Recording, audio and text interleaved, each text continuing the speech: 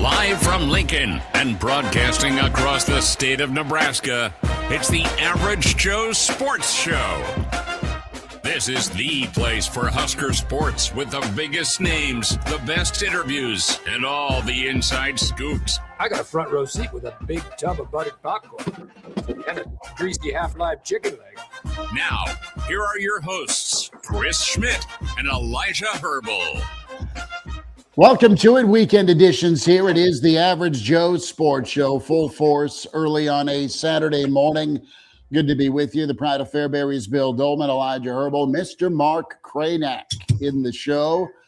Chris Schmidt, we are loaded up. The roster looks like this morning. The Iron Horse, Gary Sharp, going to be an early entrant as he'll be with us here in about 5 to 10 minutes. Going.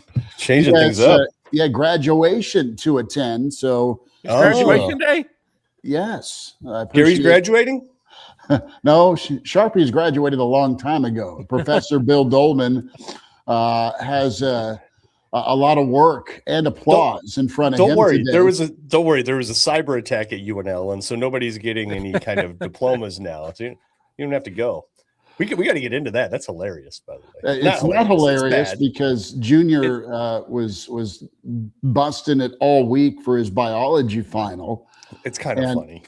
Well, he doesn't really want to have to go in on campus to take it. He's technically moved off campus, right? So everyone else he knows got a freebie. But he's got to go put the work in one more time, it sounds like, between now and Sunday to keep his GPA where it needs to be, which is good. So, but he's the first Schmidt in I don't know how long. We're going to exclude Uncle Mark on this because I think he did pretty well at Doane. But to not work on a second semester threat of academic probation. So I'm proud of Junior. Good. So good on him. The Iron Horse with us shortly. Brandon Vogel at 8:30. SEC Associate Commissioner and Head of Basketball Operations Garth Glissman going to be with us coming up about 9:15. We'll talk about the NCAA Tournament expansion. Always love contemporaries. I'm looking forward to that. I always love chatting. Well, it wasn't that long ago. You, me, and G Unit were doing Saturday mornings in Omaha. It was great. And again, what are his credentials to be talking about the subject? Let's see. Whatever. Thank you, Elijah. I thought I might have screwed this up from a audio standpoint. Let me get this fixed. I tried to be sneaky, texting Schmidty behind the scenes, and now he just that it's using his onboard mic, not this mic. This should be better now. Yes. Okay. Yes.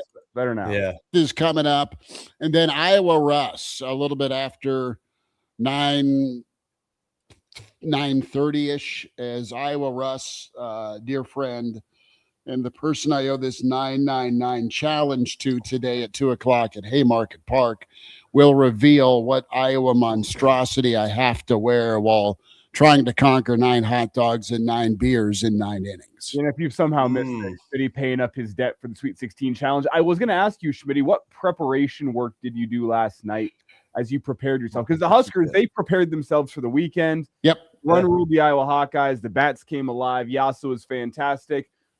But more importantly, Schmitty, how did you prepare? How did you set yourself up for success the rest of the weekend? Well, the lovely wife, the bunny, is like, well, I feel like going to the Tam O'Shanter. So we went to the Tam O'Shanter, and I had a beer, and I had a BLT, which wasn't too heavy, which wasn't too light, and a few fries.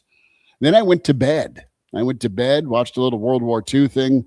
Last night after the Nebraska game, I saw. That's always a great thing to do. I watched the same. Believe it or not, I did the same, and then I watched a little bit of the original Shrek movie before I got my my pork butt all seasoned up and ready to go. And then went to bed. Butenbach crushed one. I was so happy for Max to just send a piss missile over the right field wall. I mean, that thing was lit up to make it 9-0, and then Overbeek. I think it was Overbeek. No, it wasn't. Carey, duh, yeah, because Max was pinch hitting for Jeske. And then Carey launched one to left field, and just sun-drenched last night at Haymarket. It was a great see. Nebraska looked back to being Nebraska, which was awesome. And you're right, Elijah, it was Yasa all the way. And I didn't overeat. I didn't undereat. Did you laxative it up to clear the pipes out? I was going to say there was a skit on Saturday Night Live several decades ago. It might have been Phil Hartman, but it could have been John Belushi, where they did the cereal skit of getting colon blow in the morning for your breakfast cereal. So I thought maybe you might do a couple of bowls of colon blow Just to one clean bowl things of- out and a little bit create a little more room. But to each his own. Tam Shanner. So Colon can blow can is the can you best. guys get Oh over my the God. counter that stuff you have to drink before your colonoscopy? Schmitty, you might be the first person who's ever asked, can I get that over the counter? I know. What you do is you put Crystal Light in it, and it works. So I mean, it's more Palatable. drinkable. Yeah, I'm not sure that you want to take something that powerful leading into it. I know, no, because- not leading into it. Or you're sitting on the can eating a hot dog, and that would just feel really. Oh man, that Wrong. would be tough. Yeah. Yes, I'm saying post-mortem here. Okay, Welcome to the even- show, Tyler. But even leading into it, though, I think what we're saying is like you need all the room you can get, right? And if you No, got some I'm slurry, saying- if you I'm got some saying slurry aftermath. hugging your intestinal walls, you might want to get rid of that first. There There it is, colon blow. Thank you. Well played, Elijah. Well played. The same amount of fiber, it would take 24,786 bowls of Raisin Bran to equal the fiber in one bowl of colon blow. I plan to go get a intense workout in before we make our trip down to Haymarket. So What's the intense workout? probably Start. some lifting and some elevated treadmill. Okay. Like you mean incline? Yeah, yeah. Oh, yeah, Oh, you- okay. Okay. Been- well, that's the thing is if you're gonna just you can just stay walking, but add that elevation, you get that leg burn in there, Yeah. 14. I don't screw with 14. running. You better hope that maybe Nebraska or Iowa, either one, does like a 7-inning, 10-run job, and maybe you can tap out on the last two. It's true. I don't really care that you conquered the challenge, to be honest with you. There's, Okay. You got a lot of, I there's a lot of I have gluten vowed happening today for you. I have vowed to conquer said challenge. He's confident, which I set the over under at total number of hot dogs plus beers at 9.5, and he said he's getting through 18, which I think at hot dog 3 is where you're going to start regretting it, right? Yeah. One agree. hot dog, you're good. You're like, sweet. You're like, I could go for a second, right? And do a second, and you're kind of like, problem. a little The gluttonous, wall- but we got this. and I said this last night, the wall is going to hit him at inning 4 whenever you realize it's already starting to hurt and you're not even halfway through yet. The question is with the pain tolerance with Schmidty, can he push through that wall and keep it rocking and rolling? If he gets in, he's like a starting pitcher, If he's rolling through 7, like It's you're going to leave him out there for 9. Here's And if he starts dealing with some struggles through 4, you're looking at that bullpen going, all right, I'm not sure he's going to make it through this one. Here's one benefit that he has, is that Schmidt's wife is a nurse. So if things start to, go south, he has somebody that has the capability of taking care of him. Now, the question is, does she want to? No. Like of all things to She take leaves care of him she leaves for. work at work. That's what she Yeah. told me. Yeah. And like it's okay to take care of him if he has like a gaping wound on his leg or something like that. But That's also debatable if you ask her. but 9 hot dogs, oh, Self-induced hot dog derangement. you might want to warn the neighborhood. Like, my God, what is happening? Well, good luck with that. We'll see. Justice and Bobby will be there to be on the call. So Aren't the beers tall boys too? No, we're not going to do that. We're going to If they are tall boys, I think it is okay to say once you make it through 12 ounces of your tall boy, that's good for a beer, and the final 4 ounces count towards your next one. Okay. We will get the That's what parameters for Nine tall what boys, counts, what doesn't with Iowa Russ coming up. 9 time's tall first boys pitch in today? 2 hours is just that's 2. Today, first pitch is at 2, so that means we can all expect a lot of text from Chris at about 6:30 when he's hugging the can for 2 hours and he's got nothing else to do. You know, he's going to start texting us all kinds of ideas. I hope he can find something better to do than text us whenever he's fighting for his life in there. Well, Iowa Russ says Chris will be sleeping with the dogs tonight. Yeah, He might be. It's afternoon. Hey, it's better than sleeping with the fishes. That might happen too. Fellas, let's talk a little baseball. Let's talk about Friday night in Champaign. Let's get to the Trey Taylor saga this week, and really not a saga. busy week. Jeez. Yeah, as he's all good with Nebraska, and Nebraska has more of their prospects, which on one hand means there's been some pretty solid talent evaluation.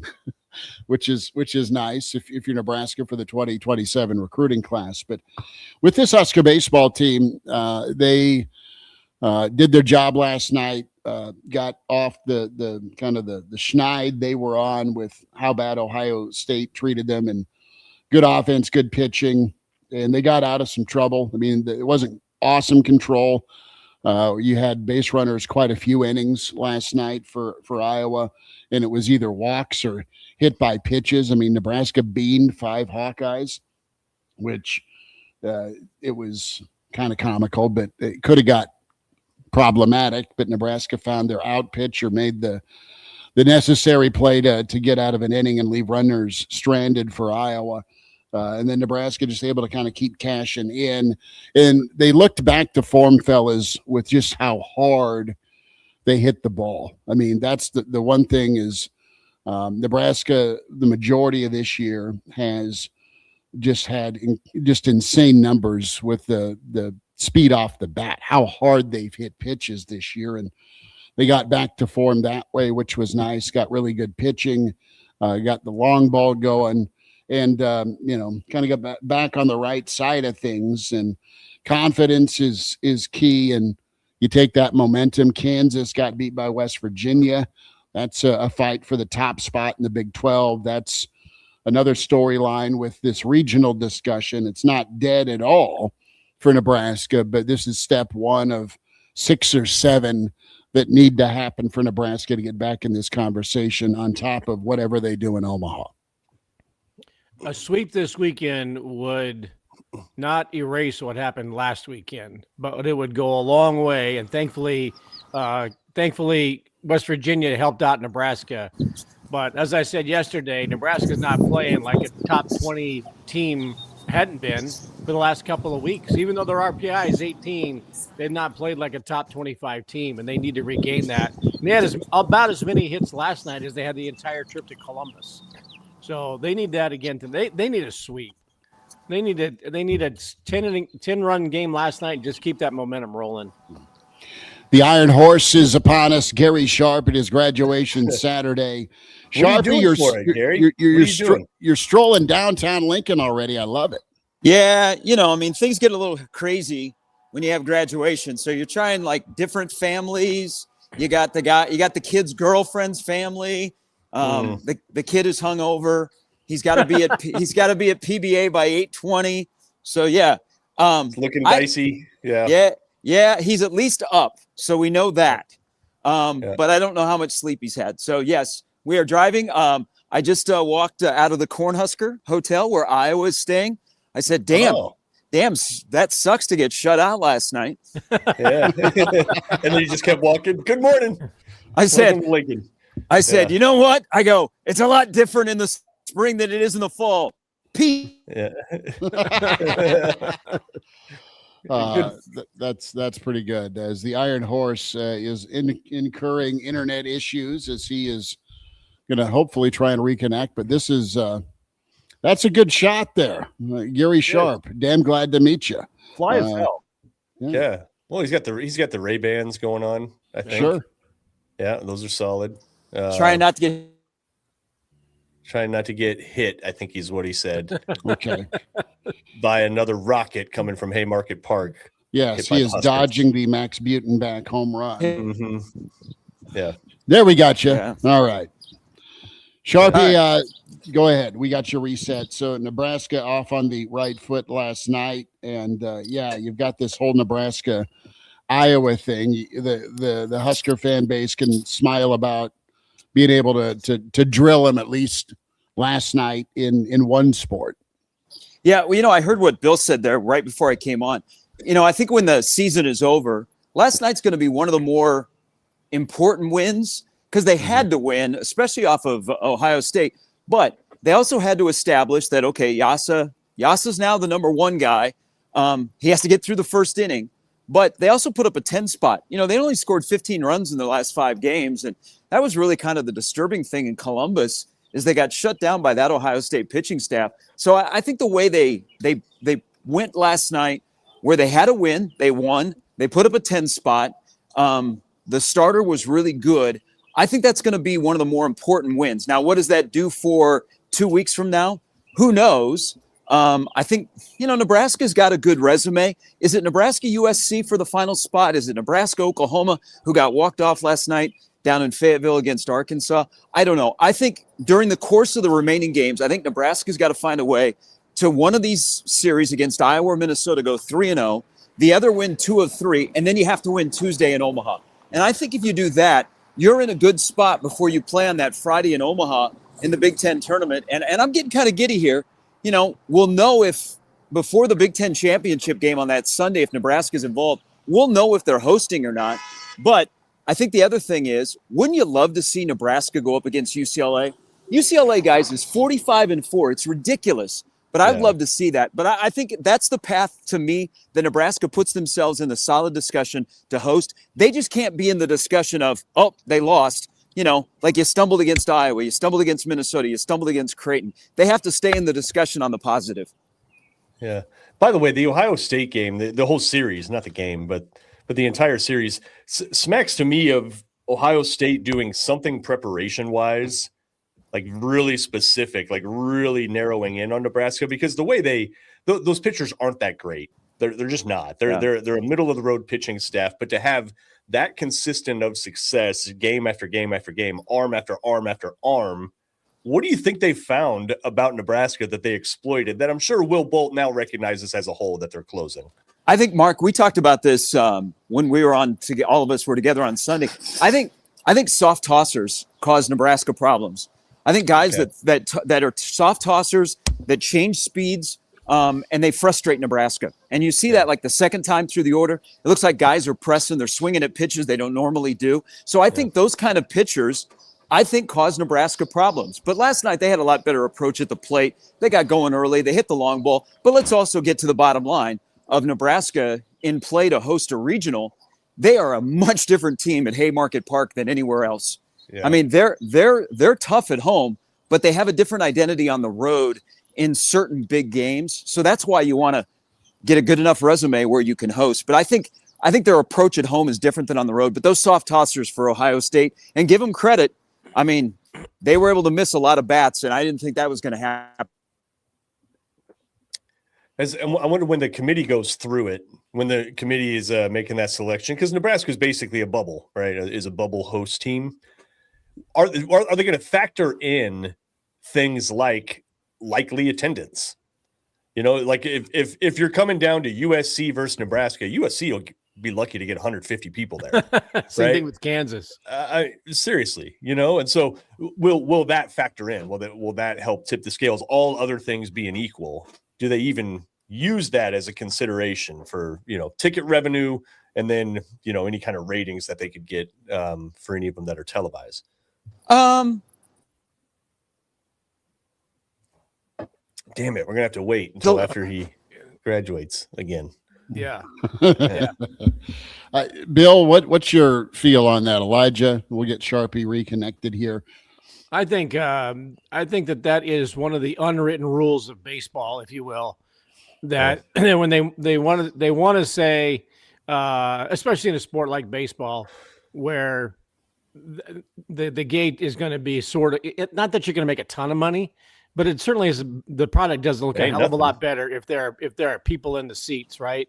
I think that was one of the fears yesterday in watching the Big Ten softball tournament in the softball hotbed of College Park, Maryland. Would there be people in the seats at the tournament? It looks like it's been okay, but there's not exactly a fever pitch, if you will, pun intended, of excitement there. Mm-hmm. So if it comes down to, well, first of all, I think Nebraska USC, it comes down to the fact that Nebraska swept them, right? Mm-hmm. That ought to be a factor right there. But if you're going to have 1,500 at Kansas or 15 at USC or 9,000 plus at Nebraska, I think that those in the room have to go look around at each other and say, look, it's going to be a hell of a lot better show if we play in Lincoln where there's going to be people there as opposed to the other way around. And we'll just spin it why Nebraska got the bid over the others.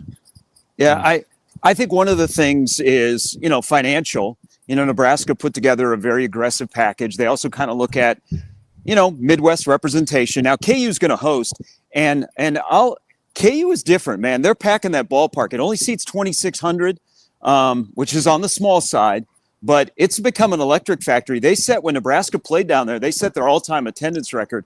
So you look at location, last time you hosted, you're in the Big Ten. I mean, the Big Ten could get 3 host sites. I think Nebraska's in a good spot. What Nebraska has to do is make sure they're still in the discussion. So they can't have that hiccup. Like today is another important day. Again, one of these last 2 Big Ten series, I think they have to sweep. If they win 2 of 3 in the other, I think they're still good. And then they have to win against Creighton. So basically what I'm saying, to finish out the year, I think they have to go 6-1, at least at minimum, to be in the discussion where they're on the good side. And then you look at the strength of the Big Ten and that possibility. And we've talked about this. USC's RPI is ridiculous, considering that they don't have any quad 1 wins, but they're 9th in the RPI, and they're probably going to get a host site. And you're like, come on. But the Big Ten gets 3 host sites. That'd be a hell of an accomplishment, even if 2 are new to the league and they play on the West Coast. Gary, as we look ahead here, it feels like an important one this afternoon with Nebraska. Go win the series for yourself up on a Sunday. And Nebraska is still making changes and tweaking its weekend rotation. Yeah. What do you make of that you're moving Ty Horn back into the starting rotation? He looked great coming out of the bullpen, but you need him on a Saturday because you need to stack wins down the stretch here if you want to, as we've just talked about, host a regional. Yeah, you and I like Ty Horn kind of out of the bullpen, and he's been filthy since they moved into the bullpen. I think this is a feel thing. I think this is not a panic move. I think it's probably a discussion they've had with all the starters and trying to figure it out because they're playing postseason baseball right now. I think he'll shove today. I think his pitching, the way he pitches against this Iowa lineup, I think he'll have a very successful day. I'm intrigued by moving him into the middle of the rotation at this time after he was the ace. But they're looking at the bullpen as well, and moving Katsky back to the bullpen where he's been successful before he went into the rotation. I don't look at it as a panic. I look at it as trying to figure it out. But one thing I keep going back to, I think Blachowicz might be your most important starter because he's the number 3 guy, and you're going to pitch in the number 3 spot. You're pitching either to keep your season alive or to go to the super regional with that number 3 guy. So I think he's got to pitch well tomorrow, but I think Horn will pitch well today. Horn pitches at his best when he seemingly has a chip on his shoulder, and he has had a chip on his shoulder for the last month, and I think coming back into the weekend rotation keeps that chip on his shoulder. I'll be curious to see, though, come regional time, how Will Bolt wants to set up the pitching rotation. You need wins down the stretch, but that's going to be more important is who do you throw what the fuck? Regional. Oh, what's going on now, Sharp? What's wrong, dude? Oh, no. We have the walk signal here, and some guy just basically almost ran me over. Oh, yeah, by the way, that would have been terrible for the show. I just got slapped on the wrist for hollering at that person. So, yeah. Hey, does anybody else think that there should be something off the Sopranos soundtrack other than "Don't Stop Believing"? Listening to Gary, there ought to be like a music bed. They're the Alabama 3. That's the opening group who performs.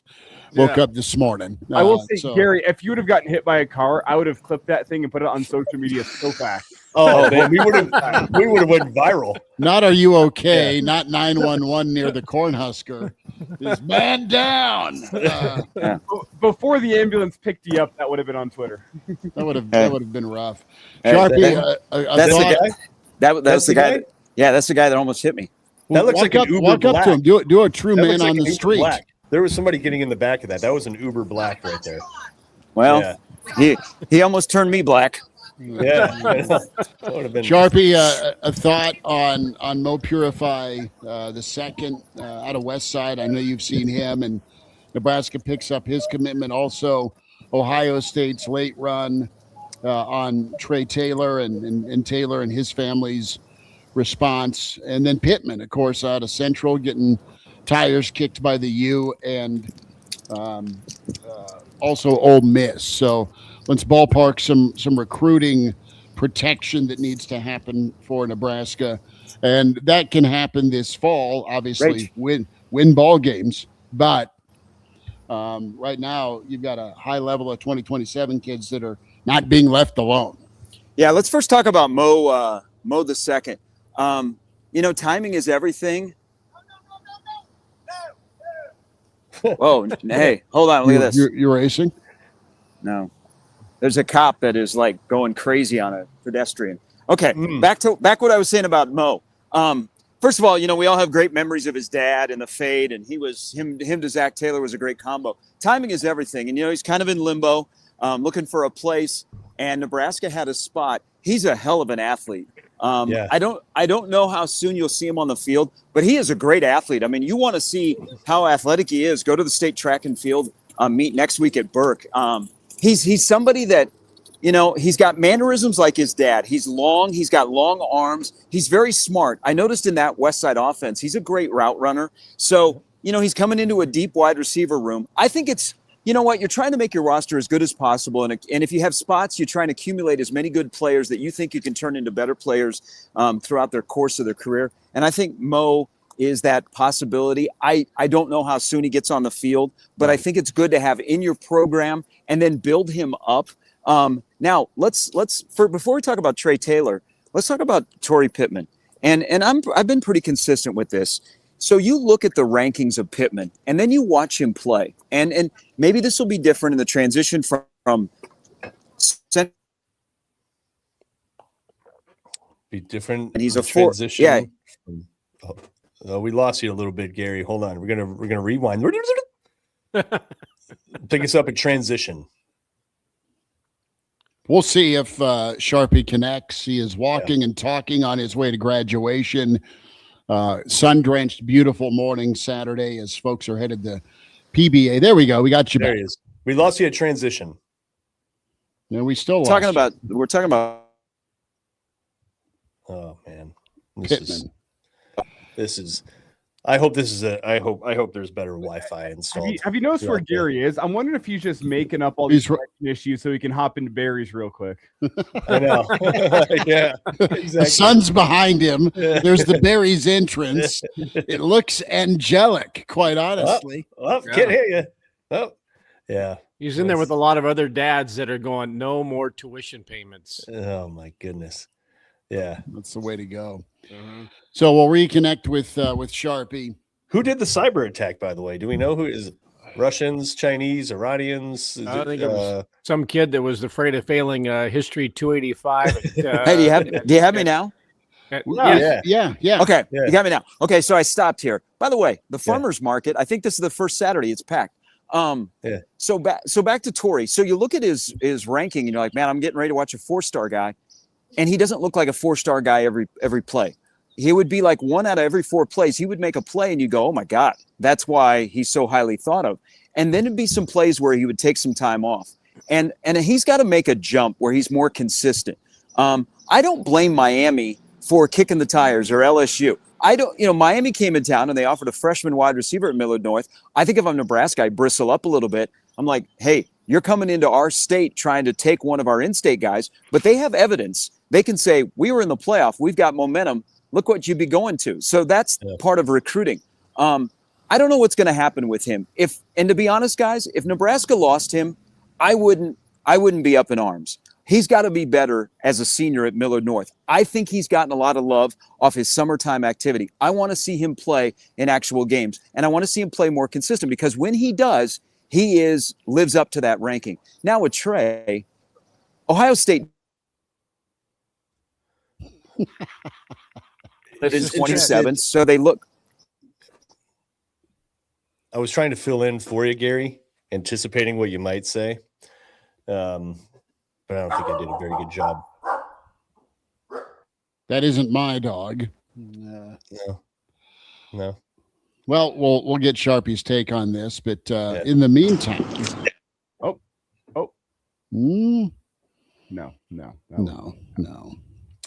nope. Walter, first in as we get some starting five shout outs going. Walter hates Friday night football. Nebraska back in Illinois. Brian Snitley is in, part of the Boulder Peace Treaty, and Eat Beef making his way in along with the other Dave. Kevin from Texas is going to have hot dogs for breakfast. Thank you much. There we go, Sharpie. We had you for a moment. Talk asking if I make tomorrow's show. I pledge I will be in tomorrow morning, 10:30 live. And I think we may have Sharpie stabilizing, perhaps. No?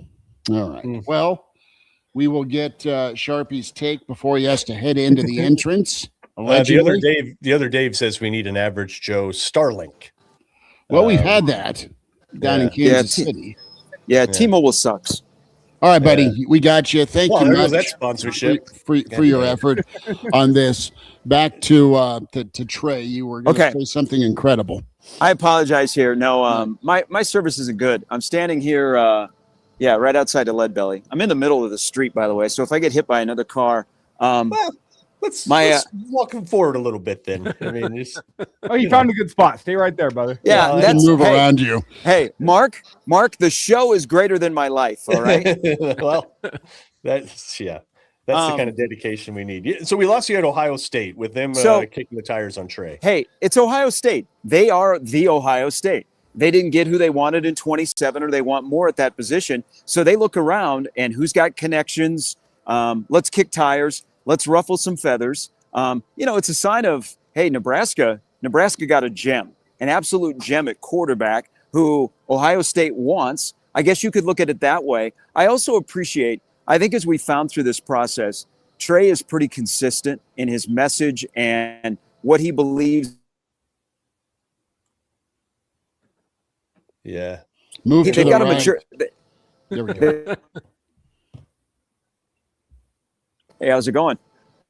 Pretty good. How you doing? Good morning. How you doing? That's.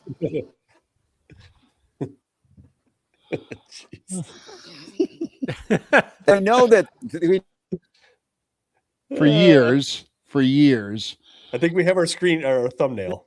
For years, Sharpie would be on Radio Row at the College World Series, and there'd be an early LSU fan or somebody. Sharpie, I was just reminiscing, bud, about how you would grab fans from different CWS teams and just start interviewing them out of the blue. It was pretty good. Such as Livy Dunn. Hey, yes. By the way, if I would have interviewed that person on the street, that'd be one hell of an interview, by the way. Yeah. Okay. Yeah, they're waiting to talk to me. Maybe we'll get some information here. But back to Trey, you can tell their message has been consistent throughout the entire process of what he believes in Nebraska, and there's no wavering. And the part of you says, okay, until it's signed on the dotted line. I think in this case, we all understand this kid's been committed to Nebraska. He's trying to peer recruit. He's someone that we've never experienced before in the recruiting process, of somebody who is so active on social media, that is pretty open and transparent about how he feels. You get to live in the life of a 16, 17-year-old. Sometimes you're comfortable with that. Other times you're not comfortable with it. But he hasn't wavered. And not new to this game. So,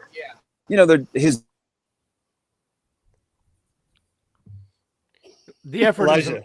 is amazing. Yeah, the effort Elijah, is gonna need to do some post on this one. Gonna need to. In other news, Walter wonders if Kraynak is sipping a beer. No, it's a polar, sparkling water, apple and lemon. Terrible flavor, but whatever. I'm in it for the bubbles. Okay. I just got to finish up. I know I'm screwing up the show. No, you're good. Yeah. I'm going to stop I talking. wouldn't say it was you screwing up the show, but your connection definitely is screwing up the show. Yep. The effort is, as Bill put it, amazing. You see the strain. Yeah. we went Diaco at 8:28 this morning. Yeah.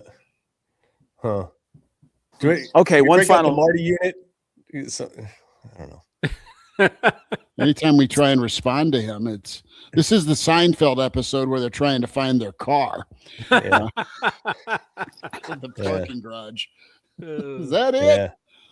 I don't know, Kramer. Is it? This is what Schmidty's going to sound like trying to form a complete thought at roughly 4:30 this afternoon. Well, where's the parking? Should we do the free parking today? How about DeBrimmer saying enough? Game Dog says, time to call it, Gary. This is getting rough. Yeah. Oh, Yeah. Do we have him audio only? Sharpie Claus, have a good graduation day, buddy. We'll holler manana. Yep. Not if you can hear me. Congratulations. Yes. Yeah. Yeah, you worked hard. Yep. You did a great job. There he is, the Iron Horse, There you Gary go. Sharp, Well, and giving incredible effort. Schmidty, Yeah. you're asking about parking like you shouldn't be hitting the Uber line this afternoon. No. I mean, I'm not. No. No, I am. Despite thoughts and accusations, I am not driving home, or I'm not driving to tonight. No. It could help to walk home from the game. That could See, help. what about? But do we park like in the Haymarket? And I'm just saying that distance from post game across the bridge into the Haymarket, that might be a little too far. The Haymarket's going to be a cluster with the afternoon graduation today, so I'd recommend probably parking at Haymarket. Yeah, there's 2 graduations. There's 9 and 3. Oh, Yeah. dear God. Yeah. Yeah. Brandon Vogel sadly looking on the feet I'm going to try and tackle later on as we welcome in with counter read Brandon L. Vogel at Twitter. Get his book, Dream Like a Champion with John Cook. Vogues, how we doing? Thanks for flipping time around, man. It's good to spend time with you this morning and hit a little baseball, talk a little football. And you are a beer and hot dog connoisseur. Is that a Washington Huskies hat on? I see. Well, No, it's not. It's just a W. Can be whatever you want. Okay. So whatever. Like as in whining about the 8th inning. When someone's so full, they're going to pop like Belushi in the cafeteria line. Yeah. Yeah. Yeah, Brandon, he's going. Did you for make 9. it? I missed the update. No, he's going That's for today. Oh, Yeah. today. Oh, okay. Yeah. So you're still in training. All right. It's one of those things where it's like 9 anything isn't a good idea. 9 Pepsis, 9 bags of chips, 9 bowls of cereal, 9 glasses of milk, 9 anything. Not great. And so you're going to go 9 buns plus 9 hot dogs plus 9 beers. And just think about the volume there. Let's think about the volume. Like if you were to pour it into a vat and then imagine that being in your body, you're going to be under some strain, bro. That's I'm just worried about you. I think there's I'm not happy. This is ongoing. I'm happy to have fun and go to a ball game and spend time with Iowa Russ and the Snitleys and Elijah Herbel. I'm making sure you're still in. You don't get the old bat signal to go umpire. Well, let me check my email real quick. Actually, that's a good thought. Hey, But- it's okay to tap out. Okay. Yeah. Nebraska already lost the game. And you get to 6. Well, I prefer you not go 6-6-6. So come up short or go 1 extra. But I'm okay if you tap out prior to 9. Okay. So there's no. But we shame. also discussed the run rule possibility. How does See, that? that could be saving grace. That'd be saving. And also, if you're going run roll, it means there's going to be some long half innings in there, which gives Schmidty some more time. The time crunch is the hardest part of this whole thing. When you finish a hot dog and you realize, oh man, there's only 1 out left in this inning. I got to go grab another one already. That's what kills you. Mm-hmm. Bogues, I want to get back to some baseball and some football. We were talking with Sharpie about Trey Taylor and Nebraska's class and how it feels like they're under siege with other high-profile programs coming in. That is always been a case where you got to fend off to hang on, but you got to respect not only the approach Trey Taylor's taken with his constant work, 24/7 work, to be as good a quarterback as he can be, the commitment to move to Millard South from a program that's pretty respected in his hometown, and then just the peer work. And that's one thing is, you deal with kids and then as they get into high school age, some are outgoing and great at communicating, and others are just kind of handling their own business. He has taken it upon himself to be a wonderful ambassador, right, for Nebraska, and to go get like players, guys that are on the camp scene, guys that are playing at high level programs around the country. And I think that's to be commended. You don't always have that. You want that for sure if you're Nebraska, but you have that in a guy that's comfortable. That's an early indication of leadership for sure, and just communication skills. So, Ohio State has been really a no-brainer for quarterbacks. Those that win the job find their way to the green room and a first-round pick for the NFL draft. They get prepped. They get coached. They have amazing talent around them. They're in the playoff. They're winning the Big Ten. They're not always beating Michigan, but good on Nebraska identifying this guy that early and forming a relationship. I wanted to ask you about in-state recruiting for a moment, and if you can look back and think back, what's Nebraska's policy been? And I know it changes per coach, but I want to ask this. Have you always had to camp before you get an offer? And I ask that because I think there's a wave of really younger talent, 28, 29s, that are required or being asked to go to camp before they get an offer. Meanwhile, Nebraska's really late to the offer party. Yeah, I think it's varied by coach from what I can remember. And I certainly understood it, in an earlier era in particular. It makes me think a little bit about Bo Pelini and how much he chafed against kind of just how early everything was happening. Yep. Like for him, it was all about like, we haven't even seen senior film on these guys. Well, that era is like long gone.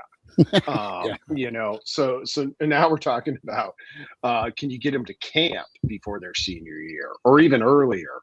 And I think the recruiting discussion and kind of what happened with Nebraska is pretty illustrative in a couple of ways. Taylor, I kind of put off to the side. He might be a unicorn just in how invested he has been in Nebraska, and maybe he won't be. They'll play an entire season, and come December, you still got 3 nervy weeks until you can sign the guy, and who knows what happens there. But let's look at this. Ohio State already has a quarterback in that class, but they're Ohio State. They can come in and take a flyer and be like, oh, it's the transfer era. One of these two guys could be like next in the succession at some point. Whichever one wins, the other one will leave. But we had 2 of them, So it's kind of strikes me as that sort of thing. And I think what we're seeing a little bit right now, so Nebraska got a bunch of commits early and jumped out in the team rankings, top 5, top 10, whatever they are. Now we're talking about UCLA because UCLA is in the top 5 right now. They're riding a wave. Nebraska's down to between 20 and 25, where they usually always are. Yeah, and probably will end up. Probably going to write about that for Monday, actually. So that's just kind of the reality of it. And I think we're seeing here a little bit with some of these high profile schools coming in and trying to poach is what we saw a little bit in the transfer portal. Nebraska does not, it doesn't have any discernible momentum. It's not going down, but it's not clearly going up.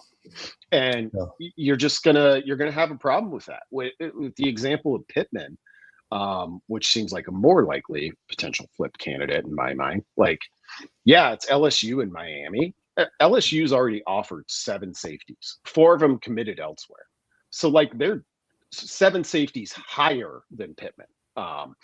So I mean, they're just like working down the list, and it's the same thing with Miami.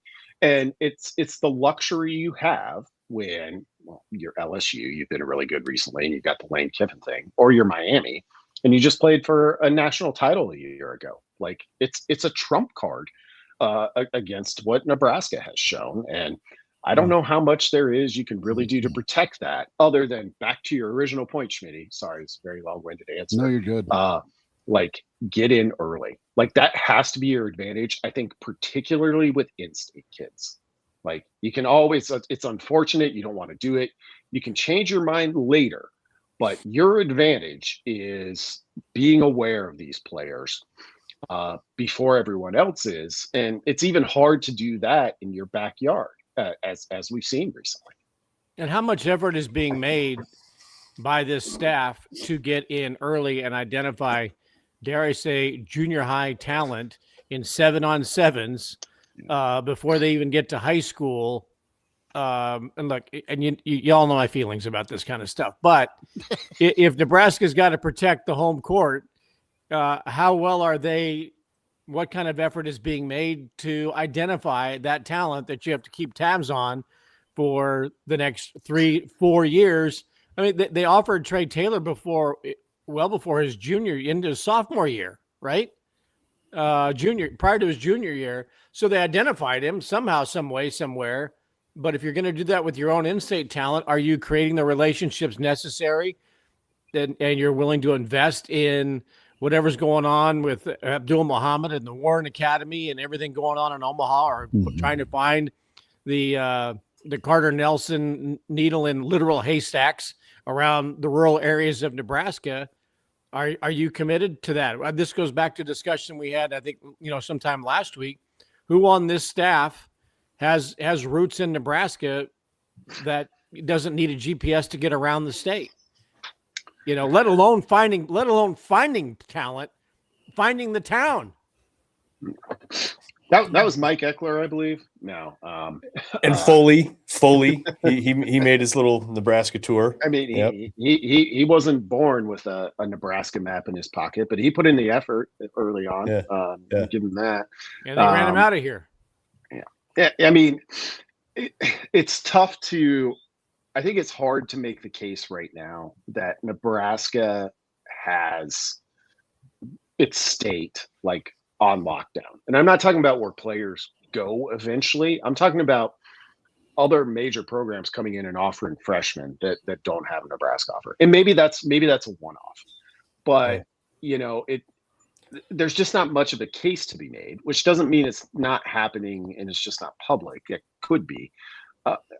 That they're like, oh yeah, we got this. Like we know every player that could play for us for the next 6 years, and we offer when we think it fits our need.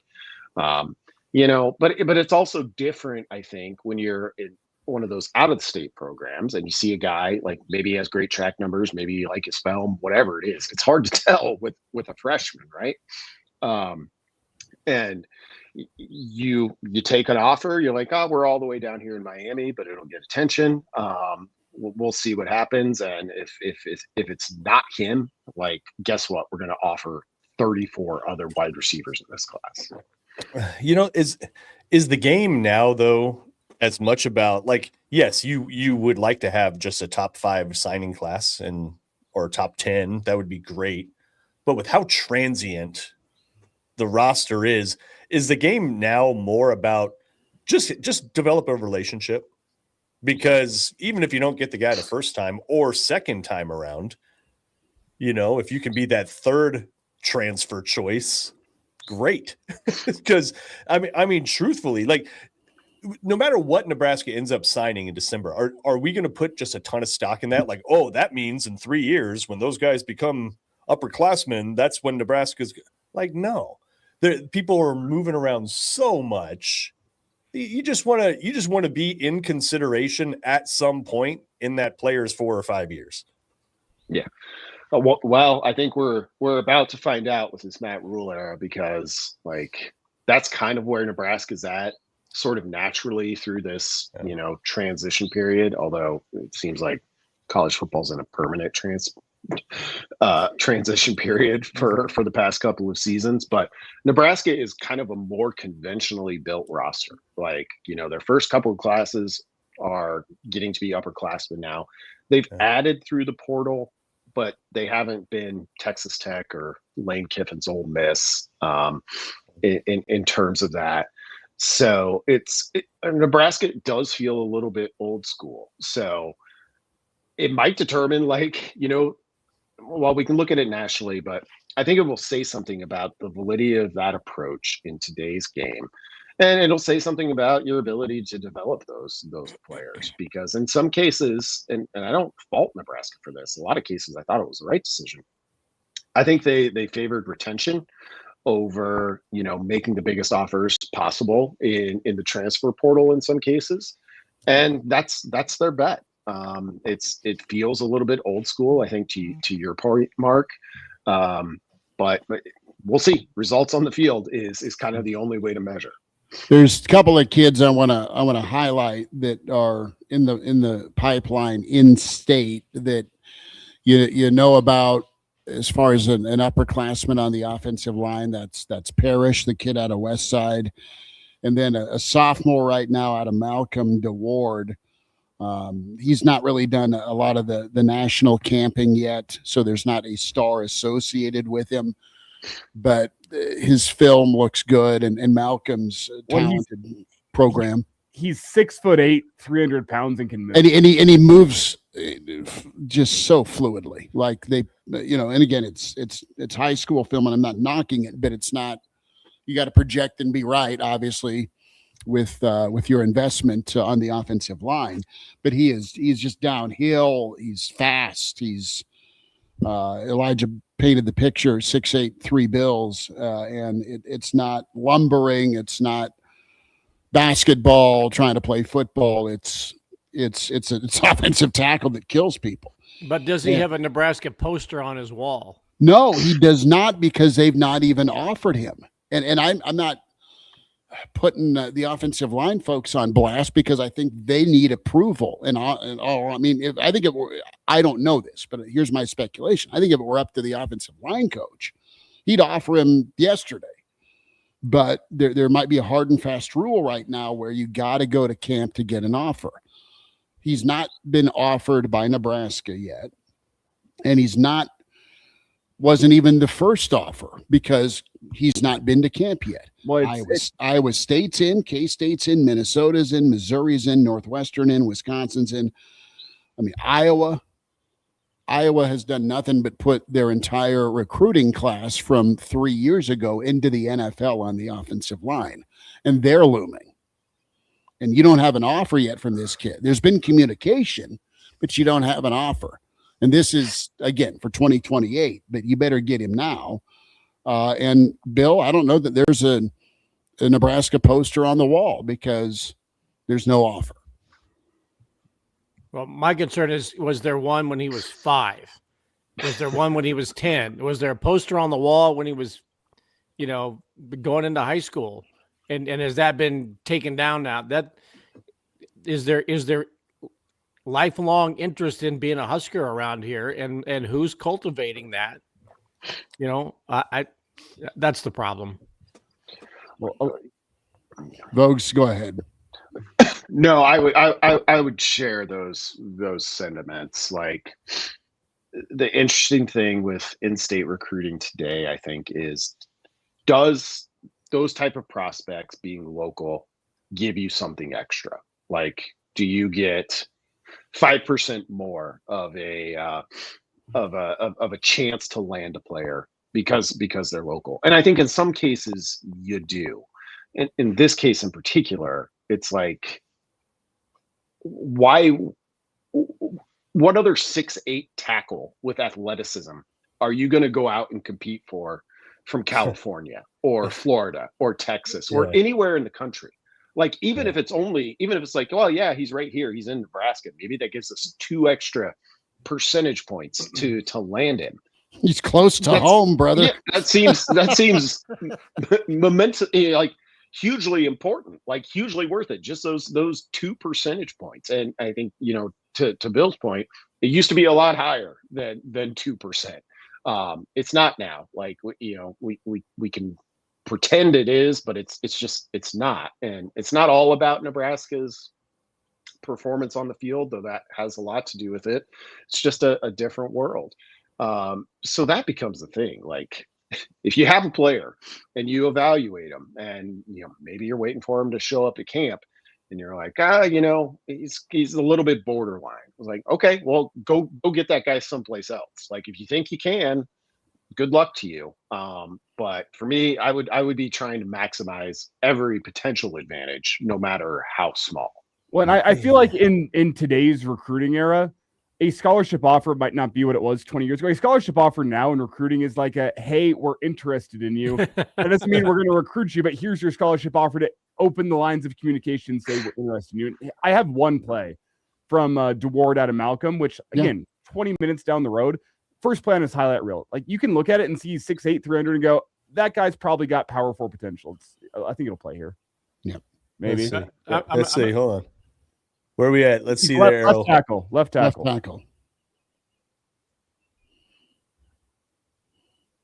This video used without the express written consent. Who are they playing? Malcolm football. Who are they playing? We don't need to disparage whoever they're playing, but it doesn't matter. Not a big guy he's trucking, but if we go back, just look at how he moves out of his stance here, gets down the line of scrimmage and pulls around and kills. It's like he's a tight end. Yeah. I don't think you need to be a football genius to look at a guy in that frame that can move like that and say, you know what, we can probably mold that kid.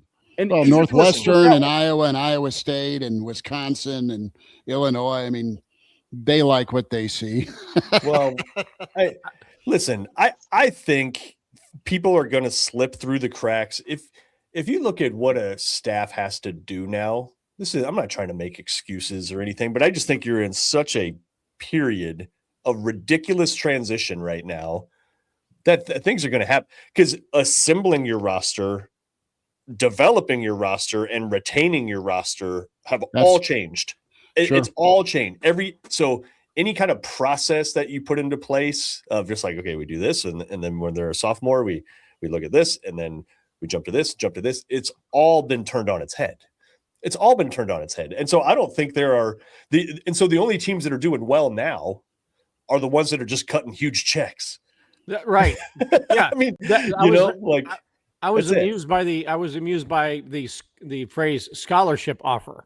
Mm-hmm. I don't think he even needs the term scholarship there. It is the offer. And I would bet that there are some people who are signing on dotted lines that never make a visit to campus. And it goes back to, my friend who was recruited by Miami and asked, when are we going to go see the campus? And they said, we don't do that down here. Yeah. And, ended up going to Notre Dame because he actually did have a scholarship type of mind and did quite well for himself and continues to do well for himself after a career in the NFL. But it's what's the offer? That scholarship offer. Some guys maybe, I'm not going to paint it with a wide brush here. There are some who are very much academically oriented, and certainly everybody who takes my classes are very much scholarly athletes. But it's the offer. What's the offer? Yeah. I'm sure if Ohio State's kicking tires on Taylor and Pittman and whomever else, it's here's what we have for you. Not we would love to have you come visit Columbus, and here's a packet from the Convention and Visitors Bureau. It's money. It's the offer on the table or under the table. Vogues, so I just wanted to get that out there. Thanks for talking a little recruiting with me with us this morning. And,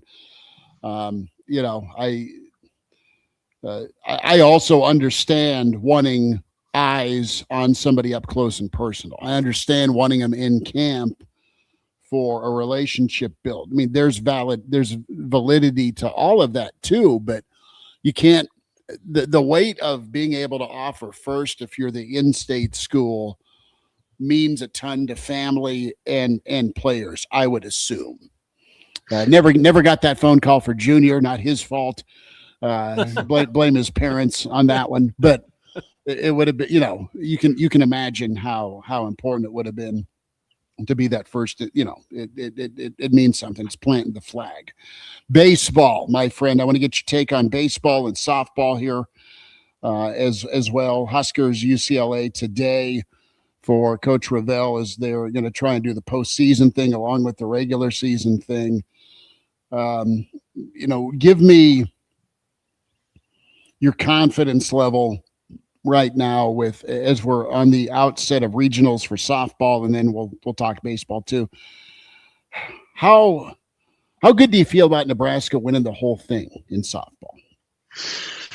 I mean, I think they're a better team than a year ago. They got darn close. So I think they're right there. I think the game today against UCLA should be a good matchup. This has been kind of a season of ongoing coronations for Coach Herbel to a degree. Not that she's done, but it's kind of all come together, and it feels like things are building. So I can't make Nebraska the title favorite, but they're in the top probably 3 or 4 for me, and you'll take your chances. That said, baseball and softball can be tricky games in that way. That if just one day a team scratches out a little bit more than you do, that can be the end of it. But they're right there. I think they are a legitimate contender to do it. And it would be a little bit of a surprise because we're quite used to. Well, not totally. Like, this team is supposed to be pretty good, but softball is one of those sports where you've got a couple of dominant programs, and they tend to be very dominant. So Nebraska would be trying to crash the party at that level, at least, even though the program's been really solid. I don't know how Nebraska can get it done with a roster that doesn't have any more than one first-team All Big Ten Conference selection. I don't think they have the horses clearly to win the race. What Ron Herbel did this year with a roster that anemic is one of the greatest coaching jobs in the history of the sport, to win 41 out of 47 games with just one first-team all-conference selection. It's remarkable that they were able to, be above 500. When you got a team when you have a vaunted team like Purdue in the conference with 3 first-team all Big Ten selections, what Nebraska was able to do is amazing. It didn't even land Jordy Fromm out of high school. She was right up the road. And How did they not identify that? That's funny. Doing? That's funny. One of the things that is special as we talk in-state recruiting here is how many players on that team that play key roles that are in-state players.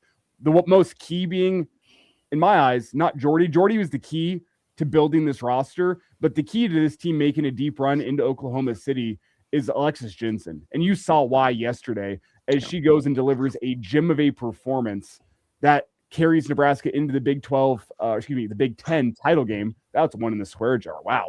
That's 10 years past at this point saying Big 12. I apologize, everyone. But the fact that you get to keep Jordy fresh, get her a day of rest going into a Big 10 title game, that can mean everything. And that's why I think Jensen, just up the road in Gretna, is the most key player on this roster because of how it frees up Jordy to go be her best when the Huskers need it. They didn't have it last year, but it's not just Jensen. You have the Kamenzen sisters.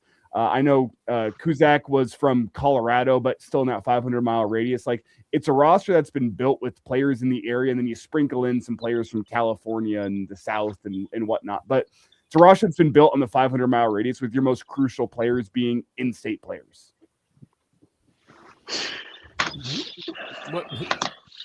Vogue's thought on baseball, bud, with the Big Red in Iowa, and what's your over-under on my Dogs before we get you out? Over-under, let's see. Well, as Bill said, we can't do 666. You can't quit there. So I'll put it right at 6.5. And I'll take the over because I believe in you. Last night, much needed for Nebraska. We'll see if they can follow it up over these next 2, but they needed something, I think, to say, okay, hey, last week was last week, and there's a chance here to finish this strong. We talked about it on the show on Thursday, like for Nebraska to kind of get back to where it was going into that Ohio State series, it probably needs to win six more games between this and the Big Ten tournament. I would think maybe 7. So they need some momentum here going in towards the end. And last night looked pretty good. Can they keep it up? Not just this weekend, but into Tuesday with Creighton, and then we'll reassess where things are after that. Absolutely. Brandon Vogel with us. Vogues, tell us about Counter Read, how folks can get on. Yeah, 4 times a week newsletter from myself and Aaron Sorensen. 2 of those are for paid subscribers only, but you can sign up for free to check out the other 2 each week and get a pretty good sense of what we're doing. Probably do some talking about recruiting for me myself on Monday's newsletter. So that's coming up. Been kind of compiling some data on that, and also pretty interested in talent by position. Like looked at all the Big Ten, so that'll be coming up soon. Of like, where does Nebraska rank? Like, how good are its DBs? And so be breaking that down here in the days or next couple of weeks at least to come. I love it. Okay.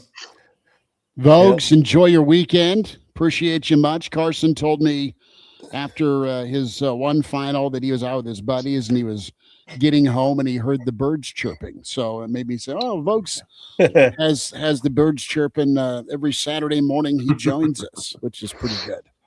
There we go. Thanks, guys. See you, bud. There he is, Brandon Vogel with us. We'll check in with SEC commissioner and head of basketball Garth Glissman going to be with us on NCAA expansion. So G Unit checks in, and then it's going to be a house call.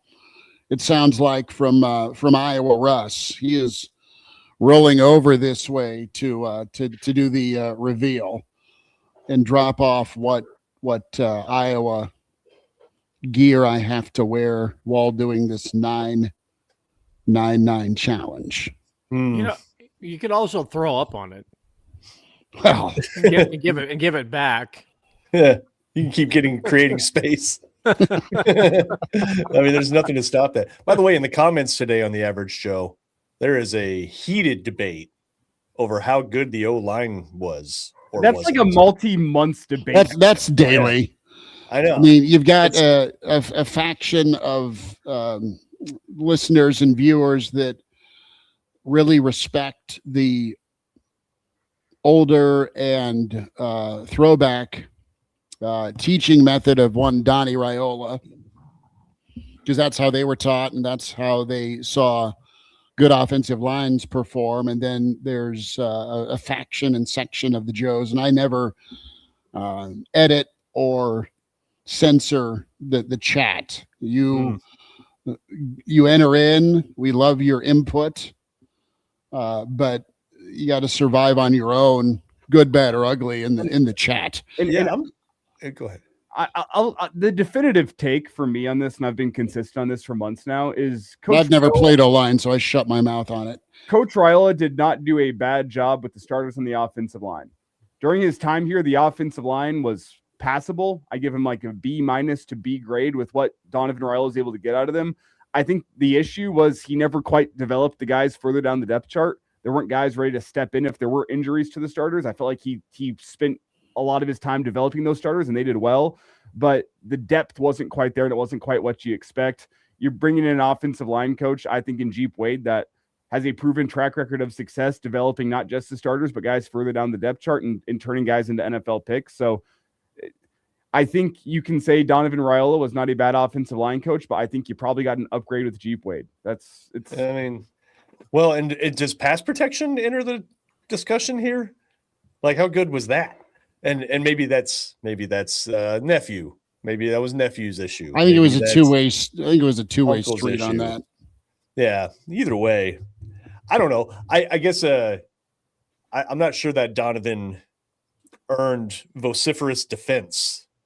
Right. That's what's surprising me a little bit. Is just like, oh man, we had this great offensive line coach and just let him go, and he deserves a lot of defense, but it's okay. Everybody's got their opinions on it, whatever. I think Nebraska has a much I think there is a way to have way better offensive line play than Nebraska's had in the past few years. And it's not exclusive to Donovan. I mean, that goes back, you can throw in Austin, and you can throw in, God, who was the little bald guy that Riley brought in? Kavanaugh. Oh, yeah. But I think in both cases, like if you look at who Nebraska's gone with, they've gone with Greg Austin and Donovan Raiola, both of those guys basically cutting their teeth as the head of a position group at a Power 4 program, right? Like that's their first job, first time running a unit, period. And they're doing it in the Big Ten at Nebraska, versus somebody that's been around a little bit. I don't know. I think experience matters. And I think it's good that Nebraska is going that route now, and just having somebody that's been around. No, I think that a unit before. No, you're right. I mean, getting a guy with the experience of Wade, and here's what I've been told by coaches about Wade, and the head man at Georgia Tech is an O-line guy, right? Yeah. That's where he coached and flourished well enough to ascend and then become a head coach at Georgia Tech. Yeah. You have to be phenomenal to work for a long time under a head coach whose priority is the offensive line. Yeah. So you have that in Wade. You've got an active recruiter in Wade. I know we just talked about offer and camping and all that stuff, but Wade's been very active via the portal and around the state talking to kids. I know that for a fact. So that's good. I think where Donnie and I think Elijah hit the nail on the head with, you're starting five. You're used to that in the NFL, and that's where Donnie came from. Okay, you're dealing with 5 or 6 guys, and there you be. You just focus on your starters. What's your development like at the college level? I do like the fact that Donnie's O-line helped produce Emmett Johnson. I mean, that was good. I mean, what Emmett did helped the O-line, and what the O-line did helped Emmett. Getting Rocco was big. From a high school recruiting standpoint and the ability to kiss ass a little bit with 17, 18-year-olds or even some portal guys, that wasn't Donnie Raiola. Wasn't going to do it. I respect that, but I don't know that you can play that game. You gotta be a little bit warm and fuzzy sometimes, and I don't know that he was willing to do that. So on the recruiting front, I think that's a big time problem. And then what do? You've got dudes that Nebraska went after heavy and hard, and the Grant Brickses of the world, kind of the example where you won that recruiting battle and you're still waiting to see him. And it takes time. It absolutely takes time for those guys to develop and be ready. And then you've got your situations where you went and landed a guy like Corcoran, and bless his heart, because that guy battled till the end. It didn't go the way you wanted from a career standpoint based on what your rating was coming in. But he gave her hell all the time. Same with Teddy. I mean, both those guys gave every ounce they could, and then injuries kind of took over. But those guys played early. Some were more ready than others. And you look at Corcoran, was really never the same, in my opinion, going in as early as he did. And from a confidence standpoint, on top of not zeroing in on a position, he played 3 different positions, and then he'd get hurt. So it's a cluster, dude. But then he'd get hurt.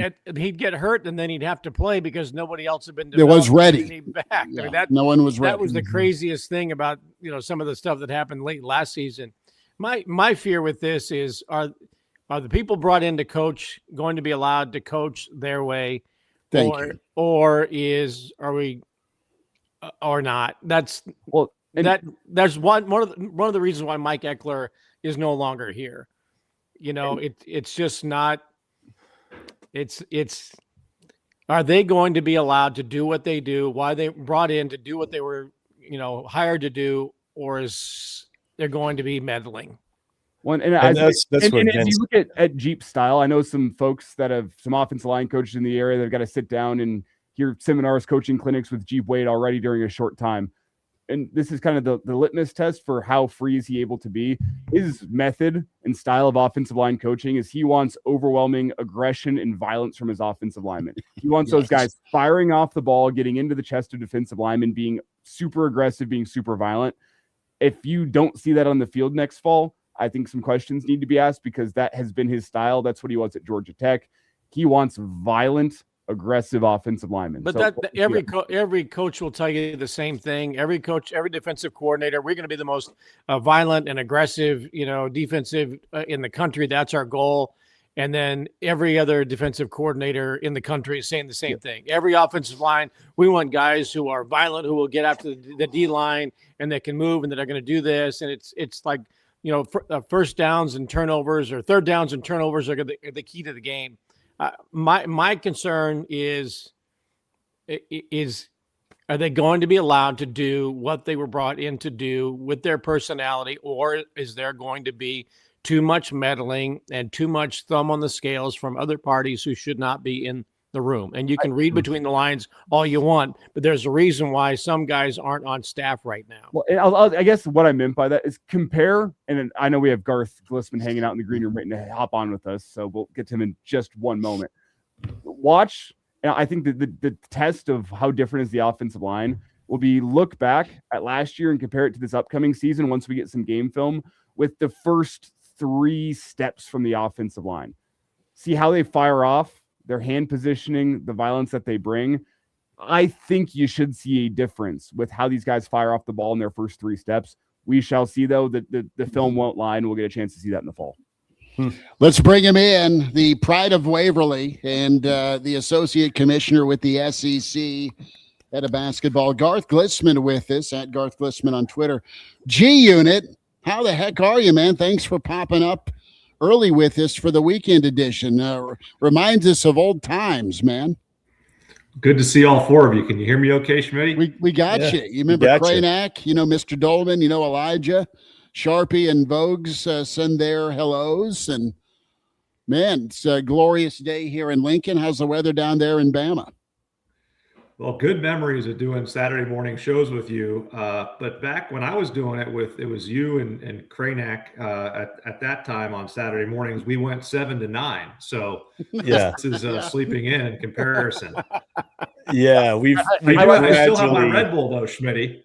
Some things haven't changed. I do have my Red Bull. Yeah. That's the good flavor of Red Bull too. That's the zero sugar one. That's the good one with the good artificial sugar free. Yeah, good. If it ain't broke, don't fix it. Yep, with some nice lab grown chemicals in there to get you going in the morning, that's what we need. Garth, what would you, as a 2-sport star coming out of high school, what kind of NIL would you have been commanding back in the day? What would you have asked for hoops, for football? I mean, come on, what would have been your asking price? How would you have handled that? Star is not the right word to describe my athletic career. My senior year of high school, I had a serious ankle injury. I just wanted an opportunity. There was a time that my ankle injury was so bad. Initially, there was legitimate concern that it might require amputation. So I just wanted an opportunity. Yeah. Okay. So what I heard was and I'm thankful that I got one. I'm thankful that I got one because had I not walked on at the University of Nebraska, you guys wouldn't want me on your show on a Saturday morning. Disagree. It would have been nearly as interesting. You would have represented us. No, you would have fit in better. That's why I'm doing what I do now at the SEC, is because college athletics changed my life as a young person in Nebraska, following the Huskers in the late 80s, 90s, taught me to work hard, dream big. And then it changed my life again as a student athlete and opened up a world of opportunity that never would have existed otherwise. And we find ourselves at a time of inflection in college athletics. But my motivation and the reason for the transition from pro to college sports is I want to work as hard as possible to preserve all that's right with college athletics for future generations so it can help young people like me. try to have a better future. Yeah. Garth Glissman with us here on the Average Joe Sports Show, Associate Commissioner with the SEC. Garth coming to us from Birmingham. Garth, I want to get your reaction. There has been minimal praise, at least in that wonderful space called social media, on the expansion of the NCAA tournament. Going up to 76. There's talk of football going to 24. Right now, you may jump to 16 before you get to 24. I understand it from an inventory standpoint and a potential partnership standpoint. Financially, more is going to be better. More inventory is going to get you more money.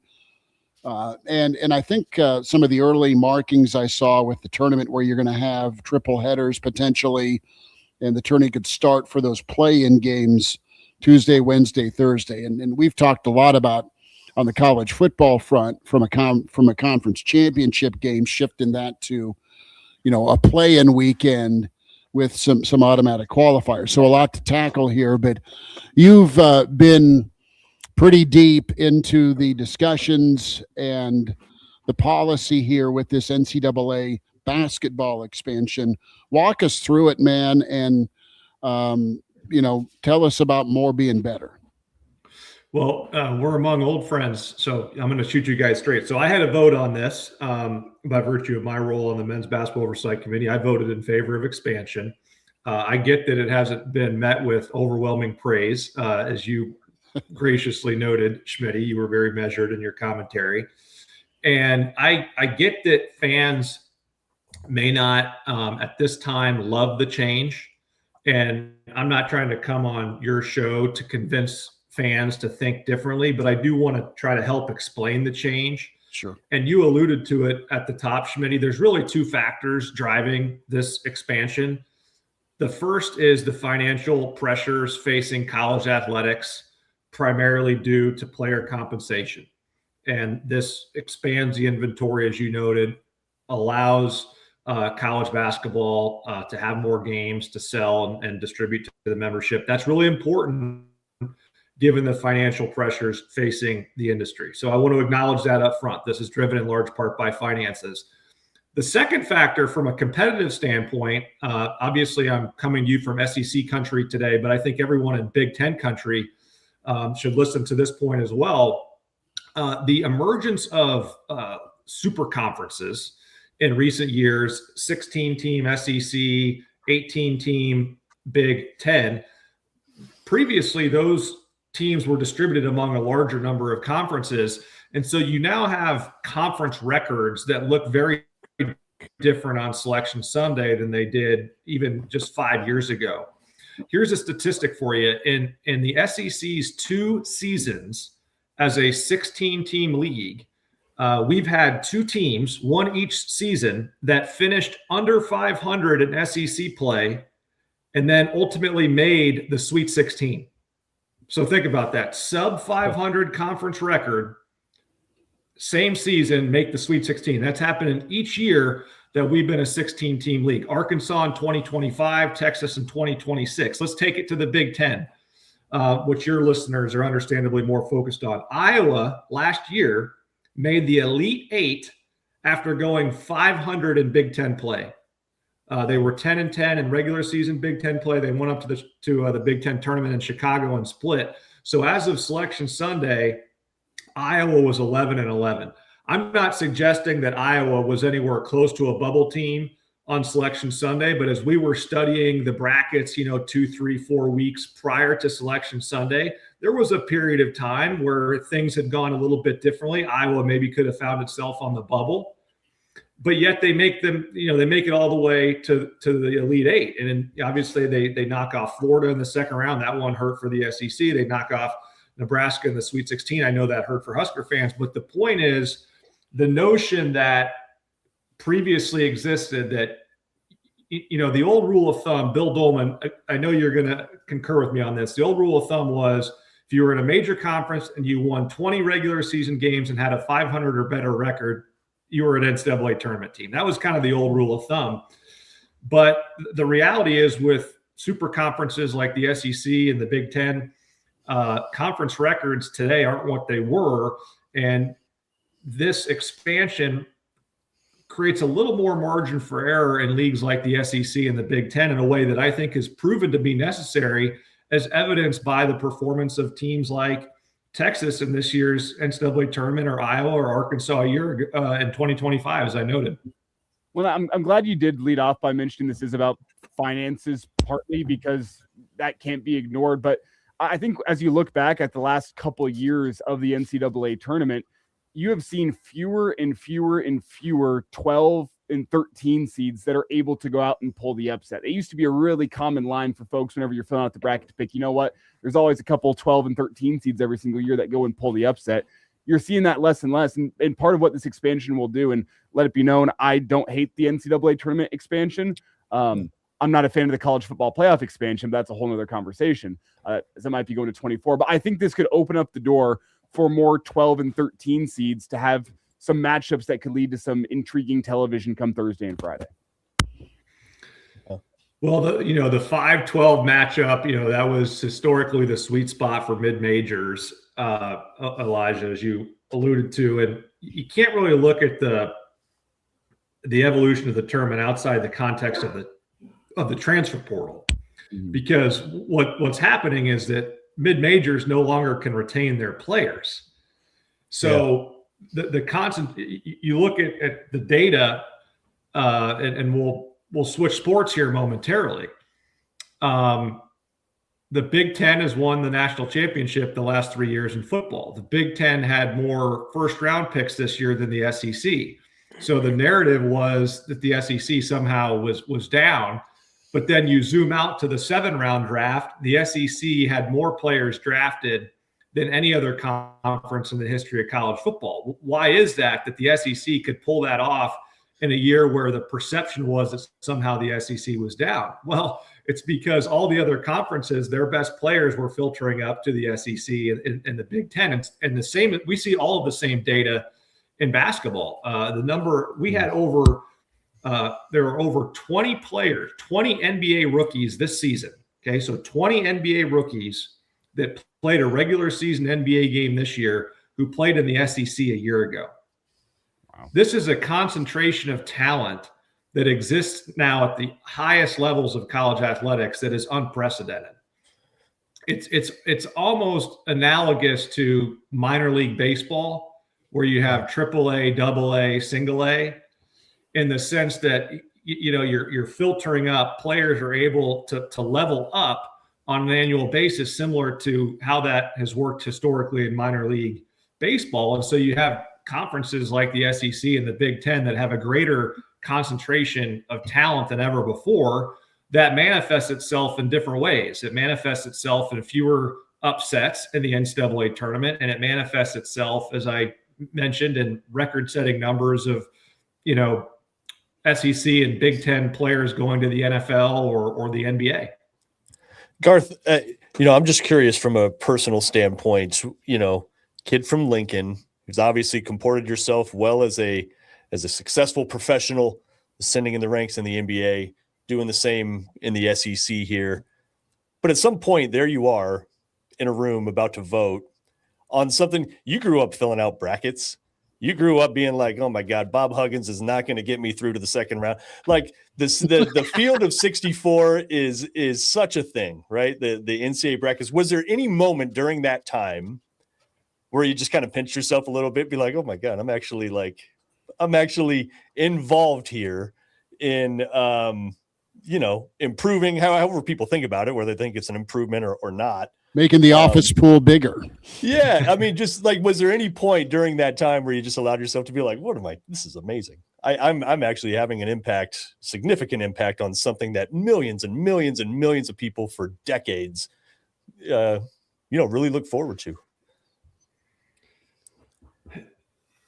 I do think there's something special about the NCAA tournament. So, Mark, I really appreciate the spirit of your comments. And I would say that I probably took a little more time to reflect on this one than I have some other things I do on a daily basis for the reasons that you mentioned. But I'm also someone who people make fun of me in my office at the SEC because I literally have nothing on the walls. And I have nothing on the walls because I'm not looking back. It's completely fixated on the present and future. Trying to make a difference every day, not be distracted by the past, not make it about me, try to make it about having an impact on things that are much bigger. So, yeah, I'm human, Mark. So you think about those things. But I think one of the things that's allowed me to maybe do some of what I've done in the last 10 years in sports is that focus. That said, I think you make some interesting points, Mark. You and I are roughly the same age. Kraynak wishes. So we came to know and love the 64 team bracket, and everyone assumes that that was kind of like bestowed upon us from the heavens. In reality, the NCAA tournament started at an 8-team. That's eight-team field. It doubled the 16 in 1951, and it kind of incrementally increased. We were still playing with a 48-team bracket as recently as 1984. It wasn't until 1985 that the 64-team bracket first came to fruition. And so that's I think we're all part of the same. Well, except Elijah. We don't want to lump. We don't want, out of respect to Elijah, we won't lump him in with our generation. But our generation, like the 64-team bracket, was the NCAA tournament. But the point I'm trying to make is there's been a lot more evolution and iteration to it throughout history than people probably realize. So we had the 64-team bracket beginning in '85. Then it actually went to 65. The first expansion to 64 was from 64 to 65, then up to 68. So the nice thing about the new format, and I give the NCAA credit for this, is they understand, Mark, the significance of that 64-team bracket. And the nice thing about this new format is once we get to Thursday at 11 o'clock, when back in the day the teachers would roll in the TVs and be like, all right, kids, we're not learning anything today. That was if you had a cool teacher. But anyways, starting at 11 o'clock on Thursday morning, everything is the same as it was before. That 64-team bracket is preserved starting on Thursday. And Chris, you made this point earlier. Essentially, it just provides more inventory on Tuesday and Wednesday. So the 12 opening round games happen the Tuesday and Wednesday after Selection Sunday. By the time we get to Thursday, that beautiful 64-team bracket that we grew up with, it's the exact same. I'd like quick note. I'd just like to say my roommate is currently a middle school teacher. And whenever he asked for my YouTube TV password to show his kids games during this year's NCAA tournament, I said, abso-freaking-lutely. You're going to show those kids some games. So, sorry, as a teacher who took his class to the Big Ten sports bar to watch the Michigan game, I feel that was a hell of a field trip on this. Yes. I appreciate that there's the acknowledgement that this is a totally 100% financial decision for the era that we are in, right? But what bothers me about the expansion is I think that there are people who have this romantic idea that more directional hyphenated schools, this is going to give more Cinderellas invitations to the ball, when in reality, as you mentioned, Garth, this is about the fringe power conference team, the Iowa or somewhere, somebody is in the middle of the pack that is getting like a Texas or something that did have to play in Dayton. It's those power conference schools that are going to be rewarded for being in the middle of the pack, but playing in a tougher schedule. This is not going to expand, I don't think, for the Atlantic Sun, for the Sun Belt, for, anything below number 2 in Conference USA or the CAA or anything like that. This is about, to me, those power conferences being able to get extra teams in, to get financial credits that they will then share with the rest of the conferences. This is not going to make the Cinderella any prettier to get them into the tournament. That, and at least it's an acknowledgement that this is financial in nature in the NIL era to get money to the teams that want to play at the poker table, like Nebraska and all the others in the Power Fours. This is not about Cinderella. I agree. It's not about Cinderella. I think the two factors that I led with, finances and then the competitive considerations related to super conferences and conference records today not being what they were. I do think that this expansion will be a net positive for mid-majors. Miami of Ohio was a really interesting case last year because I think everyone agreed they deserved to be in the tournament, but I don't know that it was a foregone conclusion that they were going to be an at-large selection, in large part because their non-conference schedule was so weak analytically.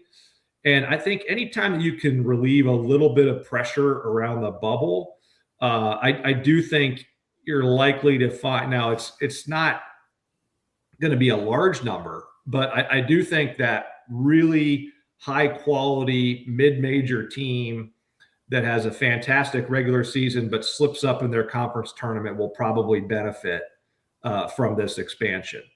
Now, that's not to say that same team is now going to make a deep run, because that same team will probably find themselves playing on the first Tuesday or Wednesday. But I do think it'll be a net benefit for mid-majors. Statistically, I think expansion will probably put about one more SEC team in the tournament per year on average. Haven't studied the numbers as closely for the Big Ten, but I think the same is probably true for the Big Ten. For that reason, just from a competitive standpoint, if I'm a fan of a Big Ten basketball program, I like it. What are the odds that at some point in the next 10 years that Nebraska could potentially benefit from being that one extra team from the Big Ten? As I said, I think we'll get one more from the SEC each year on average. So it's nuanced. I don't disagree with the bulk of your characterizations, Bill, other than just noting that it's financial, it's part competitive, and I do think net mid-majors will benefit by another team or two in the tournament each year. It's Garth Glissman with us here, Average Joe Sports Show Weekend Edition, Associate Commissioner with the SEC in charge of hoops.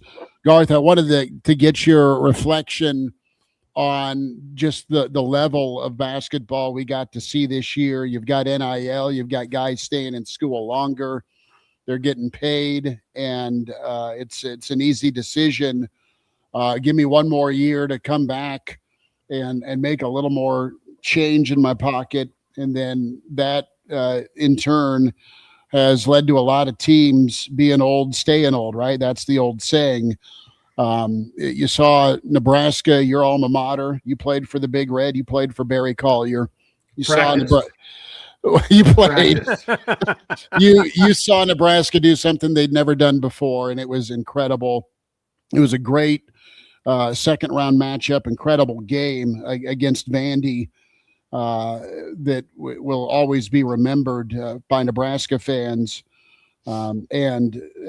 Just comment on the level of play that you observed or you thought how high a level it was. And then also, if you can or want to, a thought on, Nebraska with what they did this season.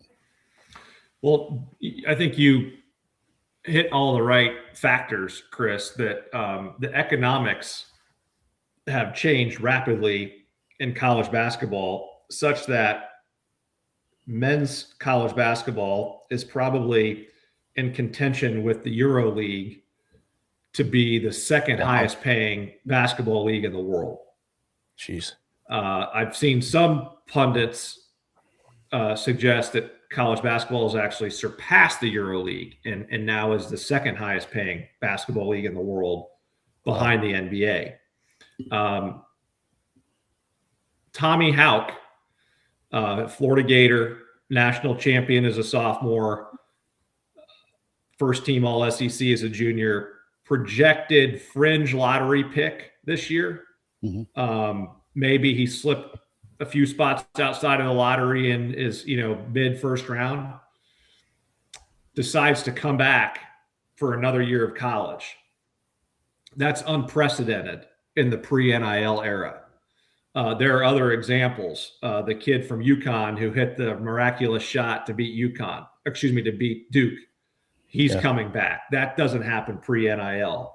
LeBaron Philon a year ago would have been a first-round pick after his freshman year at Alabama, comes back, has a really good year, probably worked himself into the lottery.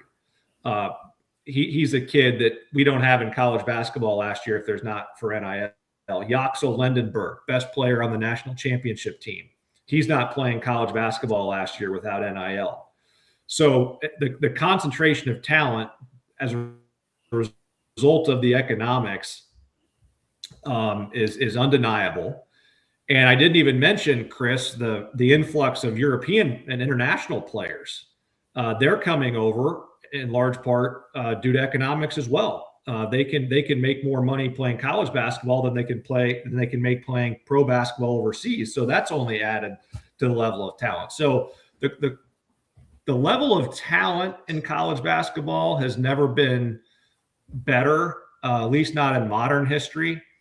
You'd probably have to go back all the way to this late 70s, early 80s. Michael Jordan, for example, he's played 3 years of college basketball. So maybe you could argue that the early 80s had a similar concentration of the best players in the world.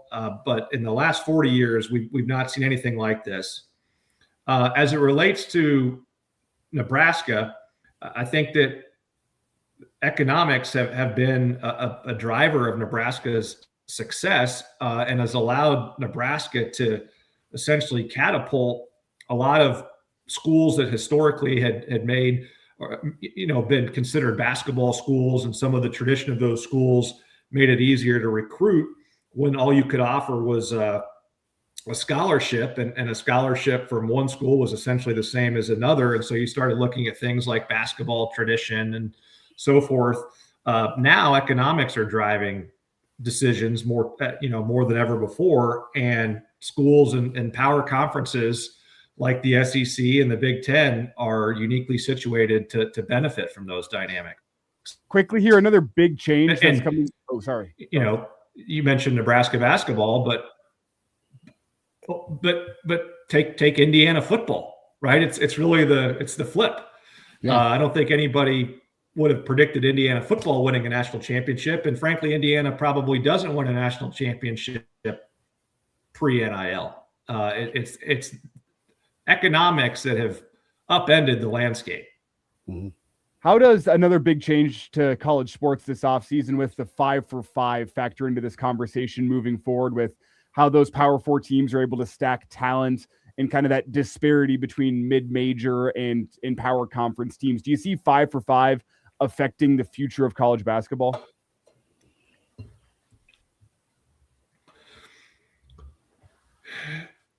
I'm involved in that concept. It's somewhat counterintuitive, but by giving players 5 years to play with no exceptions, we actually will probably in many ways make college football and basketball younger. And we'll avoid all of these exceptions and medical red shirts that have become really problematic in recent years. So the current system that we operate under is that you get 4 years to play. This is post-COVID. You get 4 years to play, but you can redshirt, just an old-fashioned redshirt, or you can take a medical redshirt. And the medical redshirt is really what started to get abused. And it created a whole host of perverse incentives, because if you think about it, in really any other aspect of the sporting universe, junior high, high school, or pro sports, you are incentivized to play as much as possible. Get back from injury as soon as possible, because you know that you have a finite amount of time to play. Or you have a finite number of years to play high school. There's competitive pressures in pro sports. Pro athletes know they don't get better as they age. But college athletics, because of, in particular, the medical red shirt, created this weird dynamic where student athletes actually benefited financially the more they could extend their shelf life. So if you were a student athlete who was in your, it doesn't matter at any point, okay, in your career, and there's different redshirt rules for different sports, but take basketball, for example, which allows you to play up to 30% of your regular season games, and then if you get hurt, you still have an opportunity to medical redshirt. So let's say you're 10 games into your 30-game season and you're the seventh man and you would have wanted and intended to be the starter, and you sprain your ankle, and that injury would normally put you out 2 weeks. Well, now you have a financial incentive to milk that.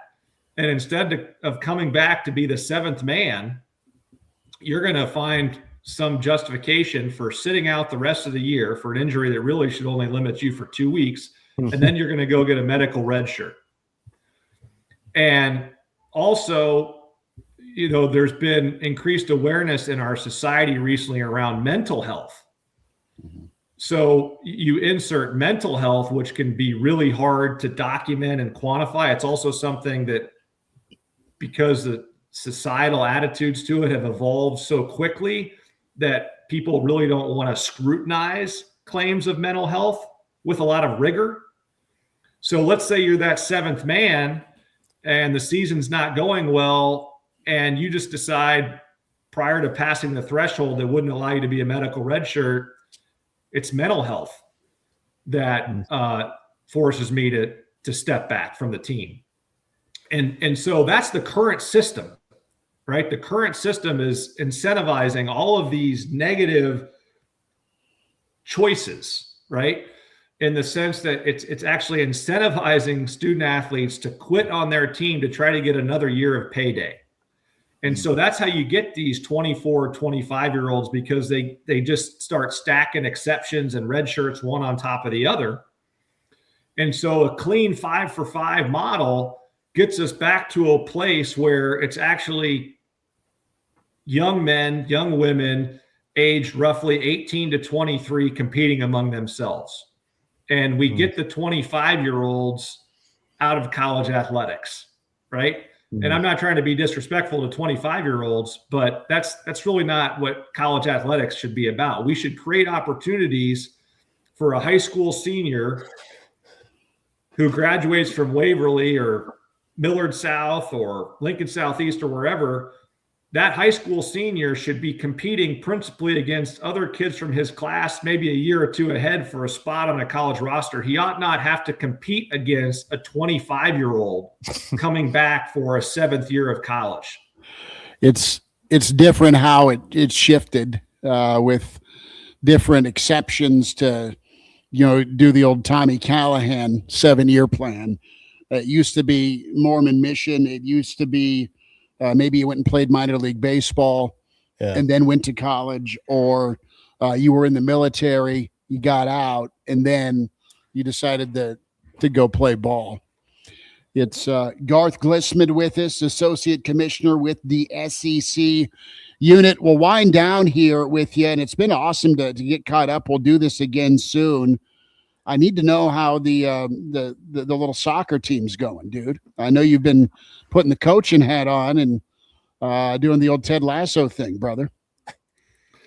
So I know nothing about soccer, but we were faced with a choice about 2 years ago that either my daughter was not going to have a soccer team because there was no coach, or I was going to step up and coach. So that's how a lot of it starts.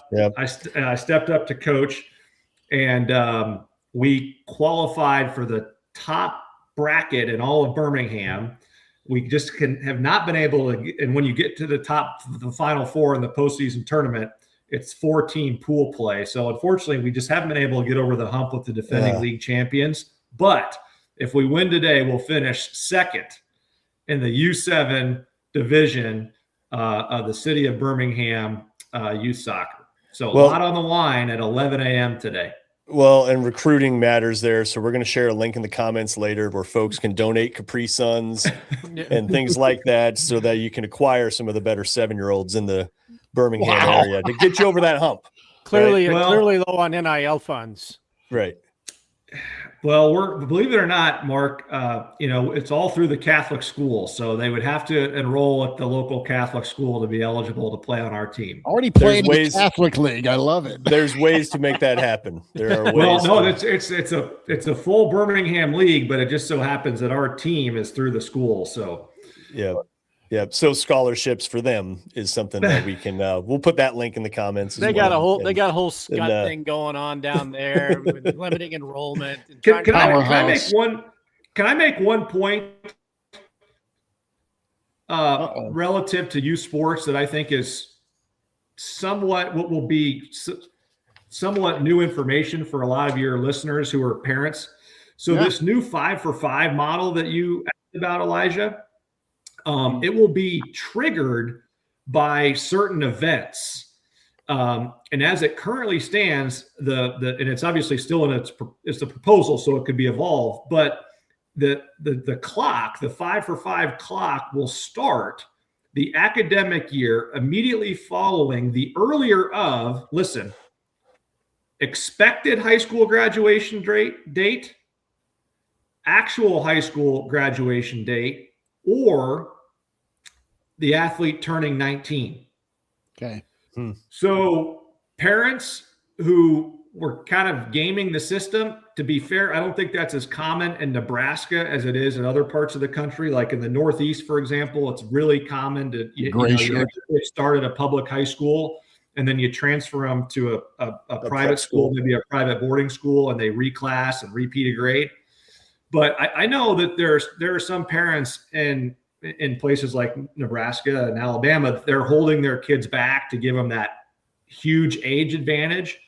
And those parents ought to be tracking this new legislation if it comes to fruition, because that tactic, if you really take it, I'm not talking 6 months, okay?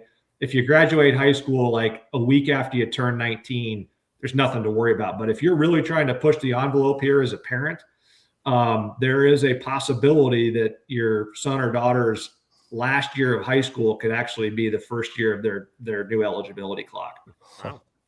So something to keep an eye on. Love it. Garth Glissman with this unit. You have a good weekend, brother. You're awesome. Thanks. And thanks for sharing time and insight with us.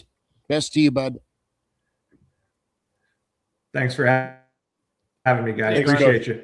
Appreciate you. There he is, Garth Glissman with us. And again, what were his credentials to be speaking on the topics he was? He is the commissioner, associate commissioner of the SEC, commissioner of SEC basketball, involved with a lot of football stuff as well. And he's an average Joe from like day one. So one of my contemporaries as the Southwest Conference commissioner for basketball. So him and I have have a lot in common there. Fellas, we've gone really long. Iowa Russ is here. By the way, go ahead. Sorry, I don't want to keep doing one more thing when we've already kind of done a one more thing. Oh, we have Iowa Russ on site. Okay, I was waiting for the box to show up. Okay, all right. He is here. It's the 999 challenge at 2:00. Russ, how are you? Hey, doing well, Chris. How you doing? We'll see. Remember Kraynak? Hey, Kraynak. You can scoot closer here to the mic, sir.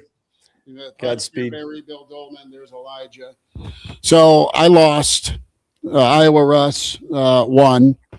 Iowa beat Nebraska in the Sweet 16. We had the 999 challenge. Loser has to wear the other's gear.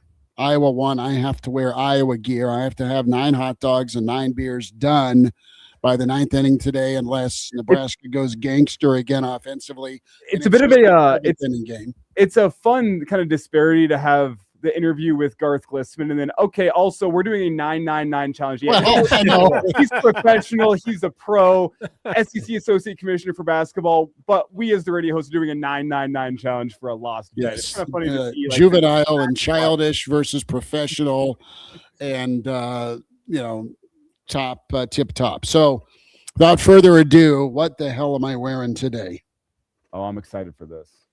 Oh, you have to wear something special for this too. Yes, I have to wear Iowa gear. Oh. Well, we're going to a baseball game, so you got to have. Oh, perfect. Yep. We're covering that perfectly coiffed hair today. Any of the listeners who are like borderline haters, once they see you today, be like, I knew it with that guy. I knew it. I never liked him. This isn't bad. We got the legendary Hayden Fry on here. Oh, beautiful. Writing the Capitol, the old Capitol in Iowa City. Is this an XL? Okay. And then it looks like maybe Richard Sherman is somehow on the bottom left there. That's Jesus. Oh, it is. Okay. Couldn't tell from here. What's the difference? It Easy. really isn't. He played a great corner at Hold some on point. a minute. Legion I'm of not Boom. done. The main event, Iowa is an agricultural state, as is Nebraska. And you can't. Oh, sweet Christ. No, dude, it's going to be 90 degrees. Yes. Yeah, you got No. Yeah. No. Yes. These are pretty lightweight. Man, I feel like Chris should be able to wear a sign that says "I lost a bet." You might get jumped. Like, Wow. Oh my goodness. Dude, I need to be able to wear shorts. No, you don't. No, you don't really. You can roll them up. Kraynak, you're not helping. I mean, The cold beer will cool you down, Schmidty. You'll be fine. yeah. You have my permission. Listen, can I negotiate? I'll have this on my person, but I want to wear shorts. If I wear it like around my neck, No, dude, you got to put that thing on, and then you got to undo. he'll weigh in here. Then you got to undo one of them so you can look like crisscross. You have my permission. to That's throw a good up on question. How about you have Motto asking, can I make him shorts?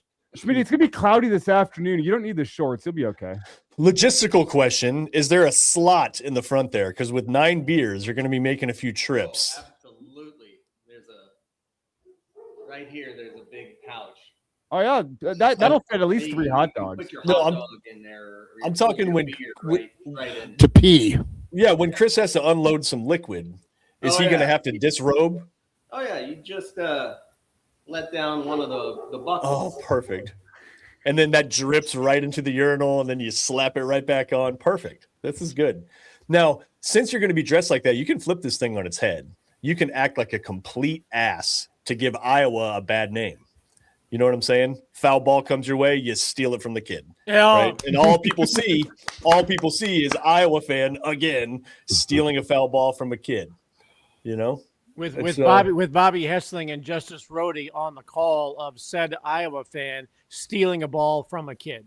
Okay, whoever's directing, Bill, I'm sure you probably need to instruct them, like, your main cutaway shot, your main time filler shot is sitting in whatever section Chris is sitting in. Oh, Like, he just needs to be kind of essentially the base B-roll of the entire production. The hat actually fits. Yeah.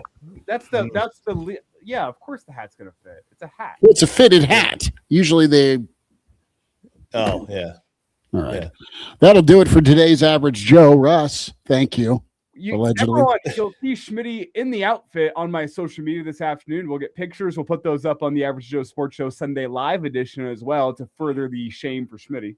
And Yes. let me throw one other observation. I'm monitoring the graduation at UNL right now, and a little while ago did not see the a shot of his face, but I did see a rather tall black cap and gowned person with Shaggy from Scooby-Doo hair, red hair Yes. sticking out from under the cap. So I think You passed him.